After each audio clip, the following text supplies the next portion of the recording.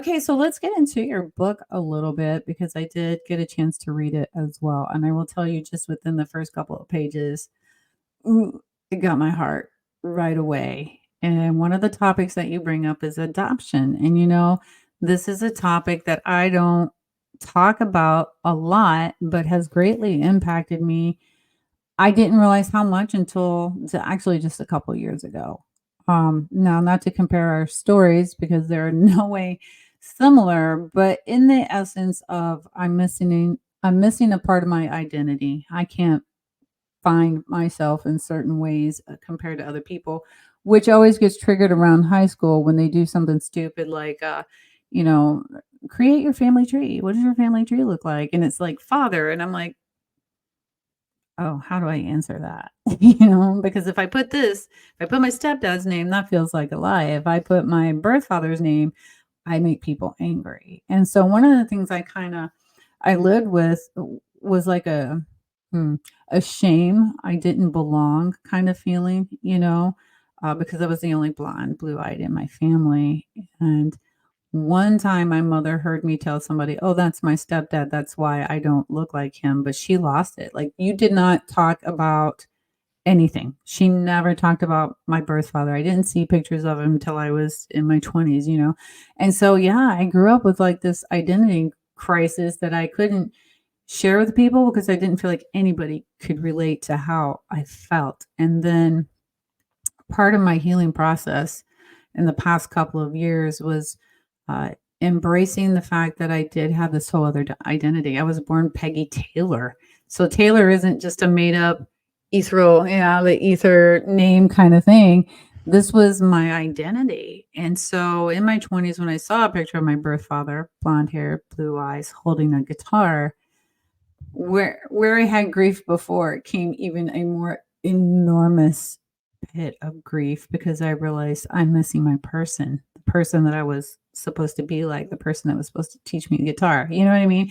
So in just reading the first couple pages of your book, I right away was like going back into those feelings. I could really kind of empathize with what you were feeling in terms of sort of that, only to an extent, because there again, then we get into your story a little bit. And I'm going to let you tell that because you're going to tell it better than me repeating what I read in the book. But can you tell us about your adoption experience? Do you mind sharing?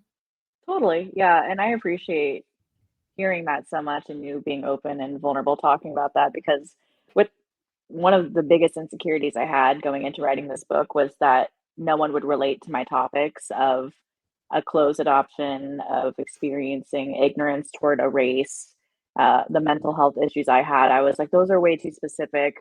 Who cares? Like, this is a memoir, whatever. I just super negative. But I've had so many people like you, Peggy, who have come forward and said how much they empathize or relate, even if it's not 100% something they've gone through. And that's what I wanted to do for people. I wrote the book for myself, but I wanted it to be an outlet for other people to be like, oh my God, like I'm not alone in this either. Someone else gets this, or that puts things into perspective. So I just wanted to say that I love that you can empathize there.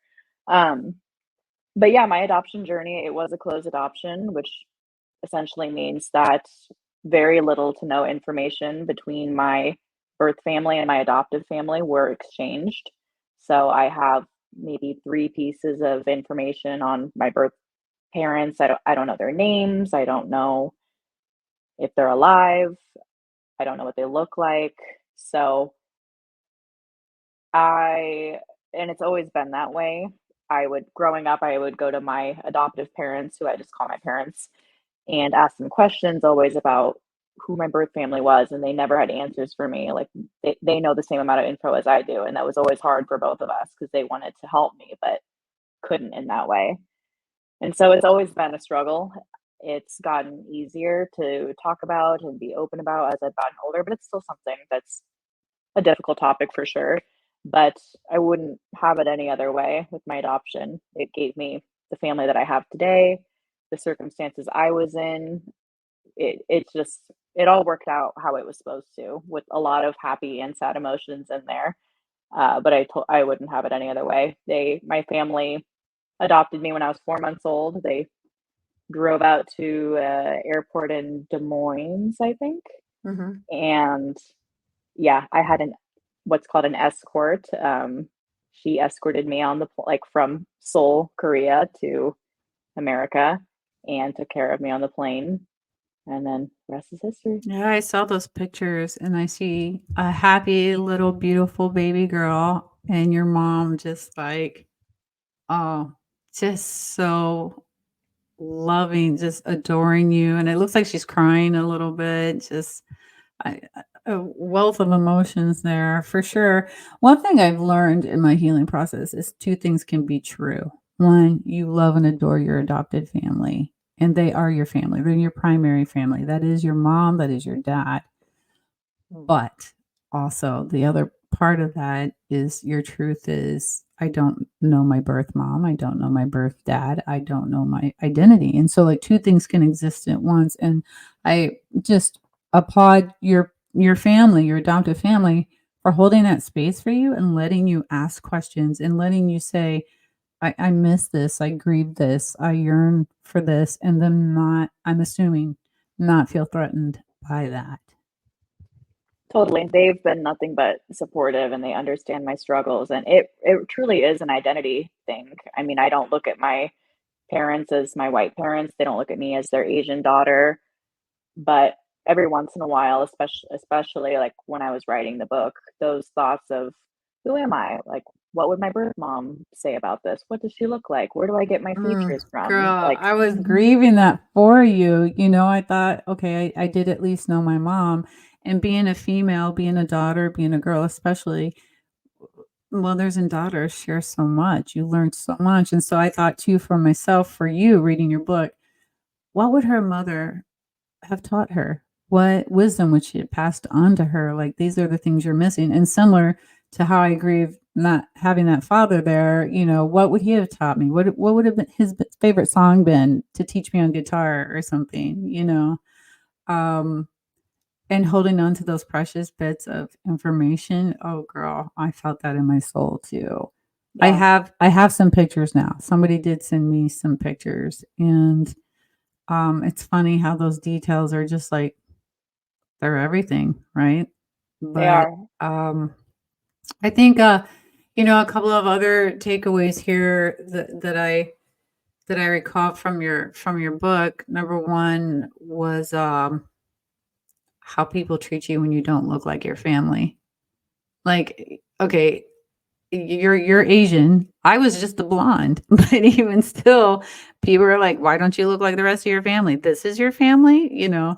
A little bit, again, to a small degree, could I kind of relate to what that felt like, but for you, even with other interracial adoptions for families that adopt African American kids and whatever, I've heard and listened to the struggle of, you know, I've lost the whole culture. And you talk about in your book too, like I wasn't raised to this. I wasn't raised to believe that. And then in that culture, these are the norms. And people expect norms for you, but your norm was Nebraska. Mhm. You know? Yeah. And one thing I do love, I used to be ashamed of it, and I don't know why. When my family adopted me, they made Kyung my middle name, which is part of my Korean name, which is Mi Kyung Kim, because they wanted me to have part of my Asian identity with me. Mm. And I don't know why, but I guess in my book, I talk about just the insecurities and the self hatred I had about my identity. And a lot of it involved my race. So I always wanted to hide as much Asian about me as I could. I didn't like saying my middle name. I was like just so ashamed of it. And finally, after I started telling people, all I got was compliments from people. And I was like, I really should own this. Like it's unique.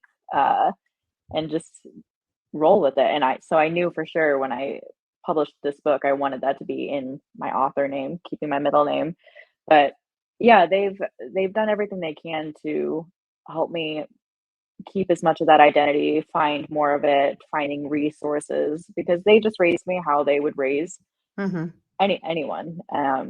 I and for other people, it's and then I think that's where it gets into my next section of racial ignorance of being raised white and then not fitting in with white people because I'm not, but having white mannerisms, Mhm. being 100% Asian, but not fitting in with Asian culture. And it's always been this, it's still something I struggle with a lot. So, Right. Yeah, and I don't know if that's I ca I can't ever imagine that's something that we'll lose. I think that's just something that we learn to embrace about ourselves, that there's gonna be certain wounds that we carry as adoptees, and that's okay. And I think being open and vulnerable about it, having people around you that, like I said, hold a safe space and allow you to grieve that is huge. It's huge. And so I don't know if I want to open up the can of worms about racial ignorance. oh, you totally That's can. what I don't want to go down that road of unconscious bias and all of this. We know it exists greatly, but what I more want to emphasize is about so you went to the Capitol, and Mhm. can you tell us about that experience?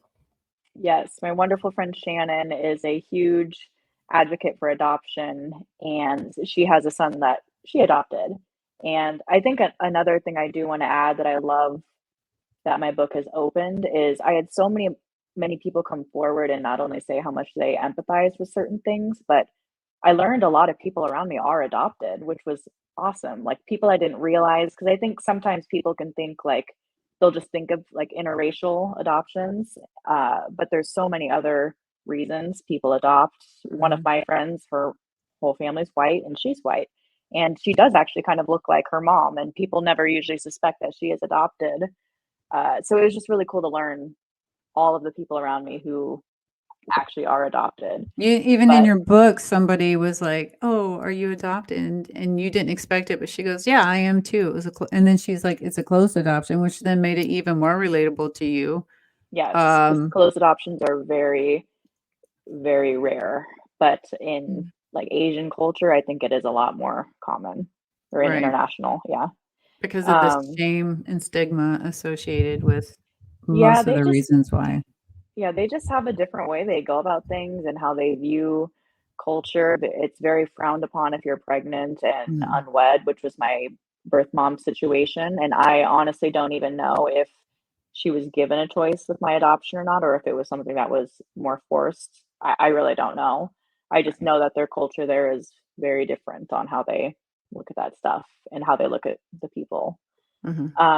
But Shannon is my great friend. She's a wonderful advocate for adoption and I think I've always been an advocate. I've just never really known what for. I've never labeled myself that. And she saw that they were testifying at the Capitol and it was for adoption and just for adoptees and what kind of resources could adoptees, foster moms, um, and just people in the adoption community use to better themselves. And she was like, would you be interested in speaking on this and testifying on behalf of adoptees?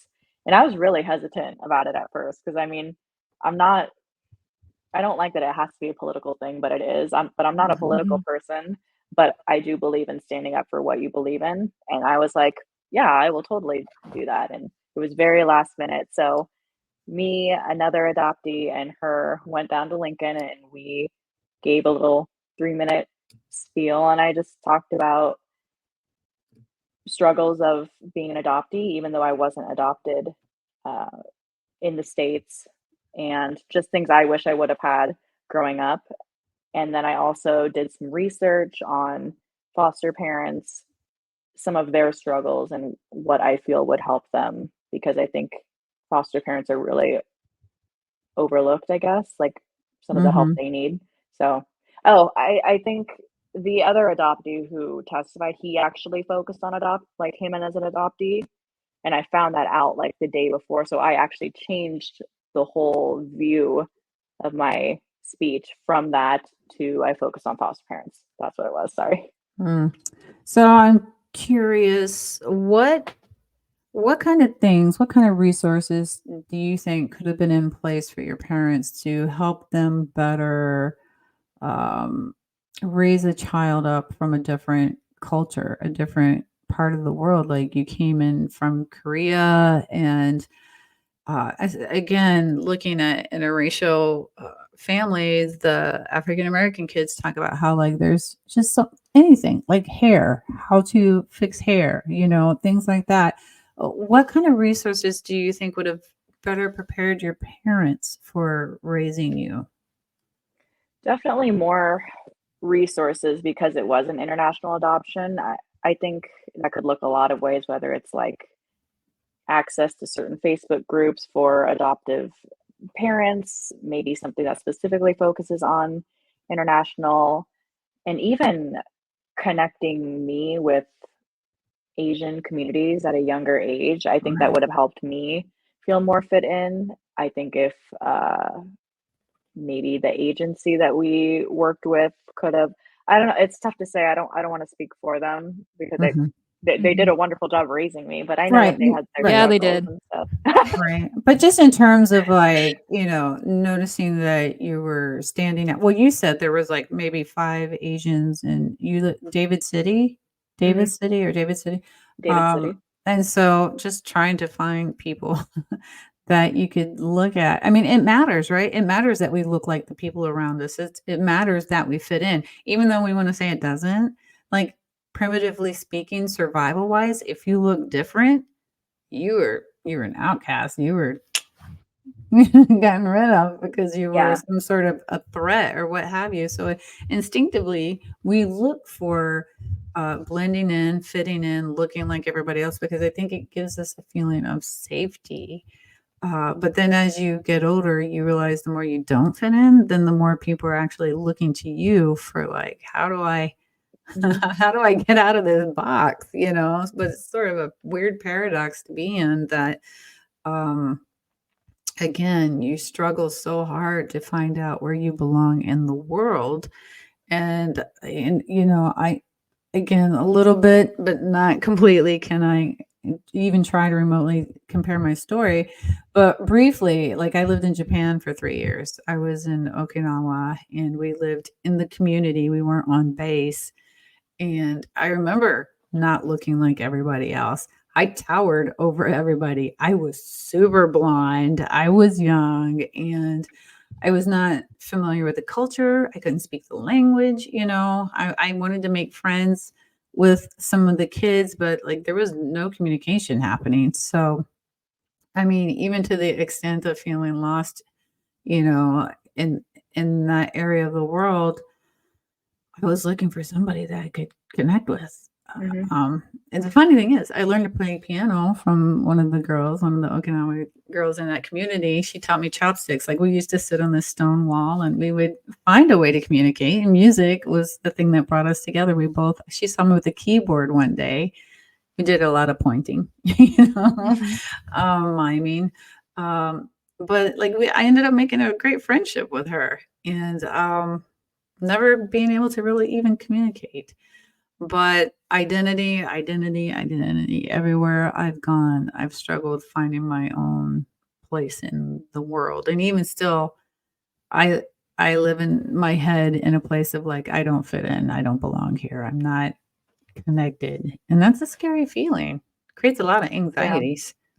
It really is. I think everyone in their own way, whether it is with an external thing like adoption, if it's their race, something with mental health, the way they're brought up, whatever it is, I think people can really relate that they have some type of identity struggle or an identity crisis at some point in their life, or maybe they're going through that, which is, yeah. So I love learning all people's different experiences and just how it relates because I love that because I know how big music is for you. And I love learning that like, you were able to connect with someone over that, even though you have like a total language barrier, but like you can connect over that. I think with my book, there's people who are like, I'm not adopted, I'm not Asian, I don't have mental health struggles, but I totally connected to you on this or that. And I just love to be able to be that for someone, be that resource. And I love learning about experiences like yours. Well, I appreciate your book. I think it will speak to a lot of people. You're just very vulnerable and transparent, and you share a lot of thoughts that are deeply personal. So I highly recommend if you are an adoptee or someone, kind of struggling with feelings like that too, that you give Onward and Upward a read. It's a pretty quick read. You're such a great writer. Like I Thank you. was like, Jordan, like she's really I captivating, right? so we the first time I read your book, I sat down. I was like, I'll just start it and see where it goes. And I read it in one sitting because I was just so blown away Captivated. by your Yeah. authenticity and your willingness to be vulnerable with